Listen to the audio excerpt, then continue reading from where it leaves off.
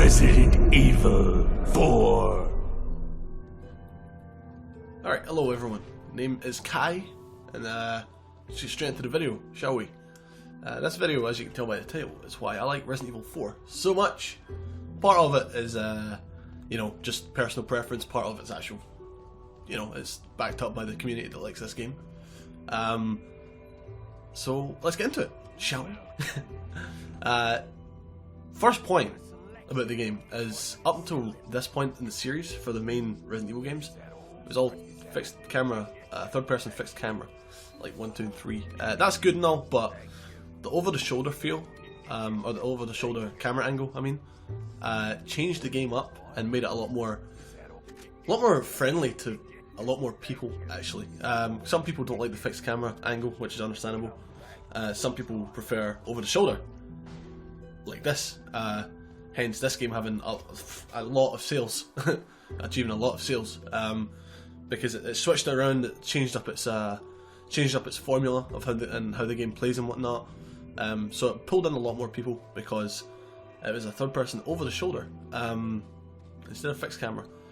The over the shoulder feel, to me, it makes it a lot more enjoyable. It brings you closer to the action, but not too close like Resident Evil 7's first person. It makes it more satisfying to shoot the enemies. I know it sounds weird, but it's fun to just blast away as you lot shield with a riot gun or a striker, and like the end of the game or near the end of the game. With the third person over the shoulder, way more so than it would be if it was fixed camera. I feel, anyway. That's my own personal opinion. This whole video is. The gameplay itself was changed. I mean, you can interact with things in the ways you couldn't before in Resident Evil. I mean, I know you could always like climb up stairs and pick items up and whatnot, combine herbs and stuff, but this one you have like little nooks and crannies you can go in to find treasures and ammo, weapons. You can go back to an earlier area in the game and it will show you a secret cutscene or something like that. It's a lot more in depth, I would say, than the other Resident Evils before 4, and it's just a lot of content in one game. You know, like the replayability scale of the game is off the chart. I don't think that makes sense, but it's off the chart of how much you can just replay this game.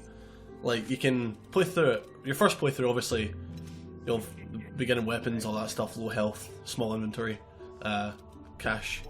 There we go. I can't remember the word. You have low inventory space. You have mediocre weapons. You have the starting health, which can be upgraded, and then your weapons can be upgraded, and your inventory size can be upgraded. Which, what's not to like about that, eh? As you go throughout the game, obviously, like I mentioned, the size and whatnot of the attaché case and all that fun stuff. You can find treasures, like I mentioned, to then sell to the merchant, who is also actually voice act. The voice actor for the merchant is the voice actor for Leon, Paul Mercier, which is pretty cool. And being able to take the treasures and ammo and weapons and whatnot and go and sell them to the merchant to then upgrade your weapons. I don't know what it is, I just love that aspect of some games. Like in Shadows of the Damned, you can do that as well. It's just, it gives it a lot more meaty value to the game, you know? Being able to just, I mean, you can take like a TMP, one of the lowest damage weapons in the game, and you can just bump it up to 250 magazine size capacity and just spray to your heart's content. It's fun, it's great, it's excellent. And going with the upgrade to the weapons, you can also cheese it a little bit, where if you're low on ammo, you can go upgrade the capacity and it will fill the magazine for you. So that's pretty good. The health can be upgraded by combining certain herbs, which is awesome. I don't know what it is, I just love being able to upgrade and better your character, you know. It's fun, it's great. It's not quite an RPG though, obviously, but it's still pretty fun. Another thing that I love about it is that the boss fights, well actually the boss fights and the enemies, they all have obviously a set path, a set attack routine, you could say. I love in games learning the enemies' movements and being able to avoid them or dodge them or counter them. So much fun. So for Resi 4, I mean, like you can play through the game with just a knife alone, apart from certain sections where you do have to shoot some things, but for the most of the game you can actually just use the knife alone and just outmaneuver the enemies, and it's great fun.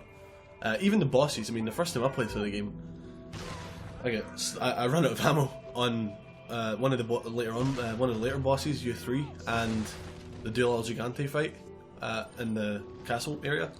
I ran out of ammo, had to use my knife, and I was like, woof, that was unexpected, but a welcome challenge, you know. So learning the attacks and be able to dodge and counter, love doing that in games. That's why I love it in this game. Moving on from that, the weapons selection is great. It's got a hefty amount of weapons in it. I don't know off the top of my head how many, but I can name them all, so I'm sad. The weapon selection, you can either, like I mentioned, you can buy them, or you can actually find them. I think there's 3 that I can think of that you can find. One you get for free, one you find in the village at the beginning, in the Pueblo, and you can find a broken butterfly revolver, magnum, later on in the castle, which you have to double back to once you find Ashley, so that's another part of replayability, you know. Unlockable weapons, I'm going to kind of lump this in with the weapon selection, obviously, because it's still weapons, and it also sort of piggybacks on the replayability, because some of the unlockable weapons you get by playing extra game modes in the game, which are unlocked by beating the main game. So then once you've unlocked the weapons, you can play through it again in a completely different way, because they're infinite ammo weapons. Playing it in professional, you get the PRL 412. I'm gonna say the most powerful weapon in the game, because it one-shots almost every enemy. You get the infinite launcher for beating the game, and you get Chicago typewriter, which is infinite ammo. Machine gun for beating separate ways, which is another game mode that I'll also get to in a bit. So I love unlockables in games, being able to play through it, unlock something, and be rewarded for your efforts. You know, it's great fun. Try to get a good time on it as well. I'm not good at speedrunning Resident Evil 4, but I don't have a horrible time, I guess. The inventory management is another part, which is, it makes the game interesting. It changes it around a bit. I mean, you need to make some decisions of what are you going to keep the hand grenade, are you going to keep the herb or discard the hand grenade, are you going to take the ammo for the hand cannon, or are you going to just ditch everything, only take grenades and use your knife? that's the gist of it, really. So yeah, the enemies in the game also, they all have their own like attack patterns, like I mentioned, but each section has different enemies, and obviously the further on you go, the stronger and more resilient they get to damage. So that adds a little bit more, what would the word be, challenge, I guess, to the game. That, and also the game has a feature programmed into it where the longer you go without taking damage, and the longer you go with killing enemies without dying yourself, the game actually increases its difficulty slightly over a period of time. So you'll take more damage, the enemies will be able to take more damage before they die, that sort of thing. It's pretty fun. It makes for a good, interesting playthrough experience, you know, in each playthrough.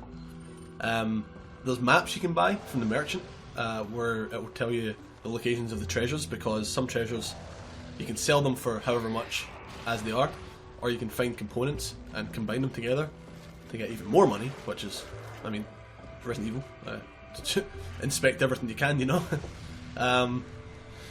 Upgradable health, spoke about that. Characters, oh yeah, the characters in the game. Obviously, Leon is like one of my favourite characters in Resident Evil. If not my favourite, it'd be like a toss-up between him, Wesker, and Chris, probably. Although Resident Evil 3 comes out next week, so maybe Jill will be up there as well.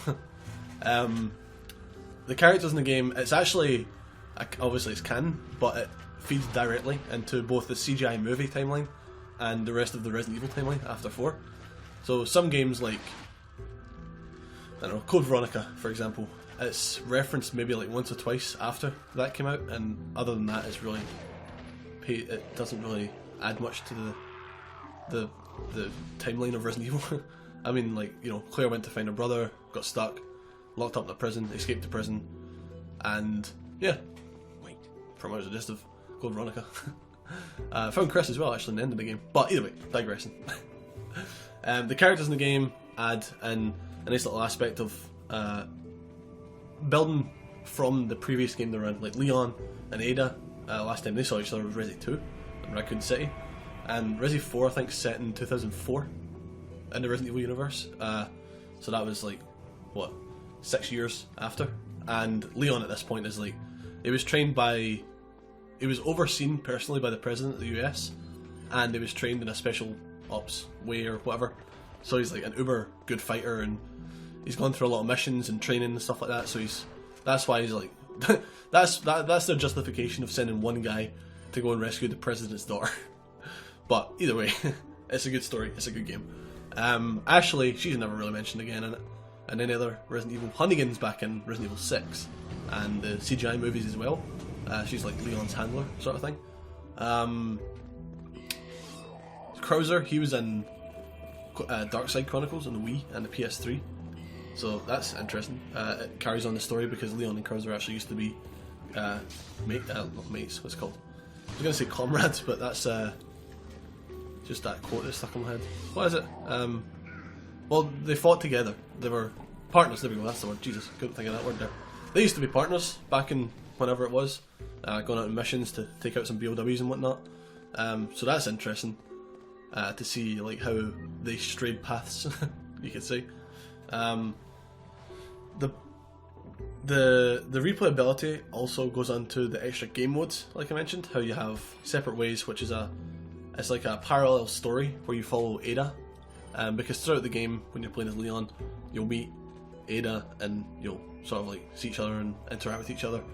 And when you're playing Separate Ways as Ada, you do the same, but you also see more of Leon than he sees of you, because Ada's actually there under the command of Wesker, who's actually not dead at this point in the universe, trying to get the Plaga samples, which then also, like I mentioned, feeds directly into Resident Evil 5.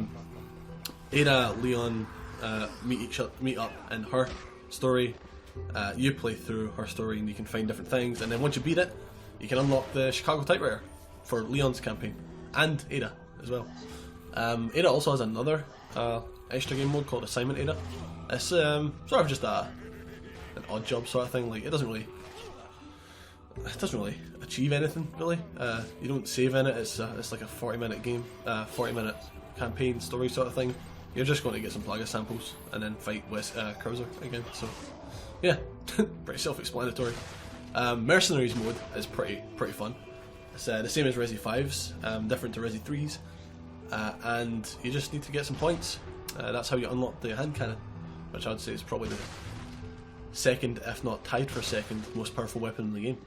It costs about 790 grand to upgrade to the max, but it's free to buy, and you can find ammo throughout the game until you unlock the infinite ammo aspect of it.